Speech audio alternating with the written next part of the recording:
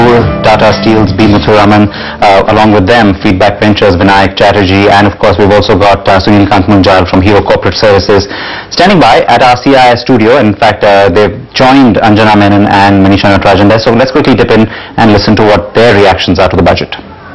We'll have to be clear about how much the union budget can address. So if we just restrict ourselves to the union budget and look at the directional change, it's very interesting. Last year the finance minister said, look, 46% of the union budget is directed towards infrastructure. And what did he say this year? 48.5. So 48.5 is as close as you get to 50, and when you find that 50% or thereabouts of the union budget is directed towards schemes and programs and infrastructure, I really think that we can't expect more out of the union budget. Everything else that you expect, you have to expect out of the union budget, because this is as high as you can get. So therefore, from the infrastructure sector, to make the broad point, we are very happy about what we'd call the infrastructure intensity, increasing infrastructure intensity of the union budget. Is it though translating into real stuff on the ground? I mean, I still have to go through bad roads. Well, that in fact is the administration governance issue, and since you wanted some criticism, I think that's one of the issues where we did expect that there would be some clear mention about governance issues in infrastructure. And to come straight to the point, with all that has happened recently, there was certainly an expectation that there would be some policy announcement on moving ahead with truly independent economic regulators, because without that you are not going to get 500 billion out of 1,000 billion in the next plan period. So those issues of addressing delivery and governance to that extent has not been as adequate as we had hoped it would be. We had also proposed involvement of the private sector in monitoring some of the infrastructure spend. That has not happened either. True. But Mr. Munjal, to an extent, increasing social spending, it's good for you, it's good for Sanjay's firm, for example, because the person in rural India has more disposable income. How much of a fillip do you think this is going to give you?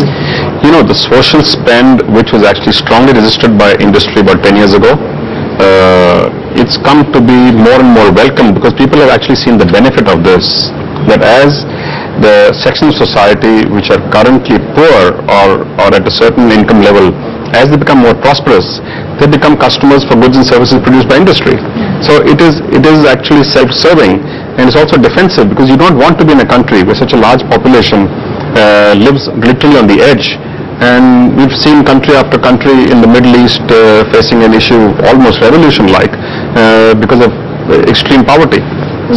So inclusive budget, Sanjay, that's how you termed it, and you said as money trickles down to the poorest, whether it's through farm subsidy or just making the rural poor better off, including direct cash transfers, which will of course stop leakages, or at least begin the process of stopping leakages in social spending. All of that is good for the business. Where was the miss? Where did you think we could have done more, or you could have heard more from the finance minister? So in an industry where 60% of the new customers come from rural India, anything that trickles down to the masses, whether it's in terms of the income tax rebates that customers get, or it's the rural subsidy that goes down, or it's the inflation that comes down. And food inflation is something that I think the finance minister is trying to attack directly. All these should be accretive to spends, because it is roti, kapda, makan and mobile phone probably. If that's the order, then obviously it should benefit us. What did not get the attention? Well, I would say a couple of things. One was crude oil did not get a mention, and crude oil will have an impact on any industry, including mobile telephony, because most of our towers are in rural India, and we need diesel to run many of our sites. That's one. Second thing, I think last year we contributed very positively towards government reducing the fiscal deficit by way of 3G and BWA auctions.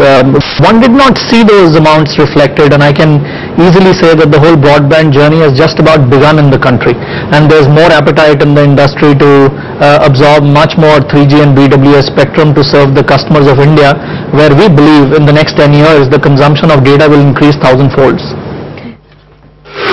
Alright, so there you heard it. Lots of reactions coming in from the CII side, and remember, it's been a busy day. A whole lot of corporate India, and of course market men have been focusing on this budget for many days now.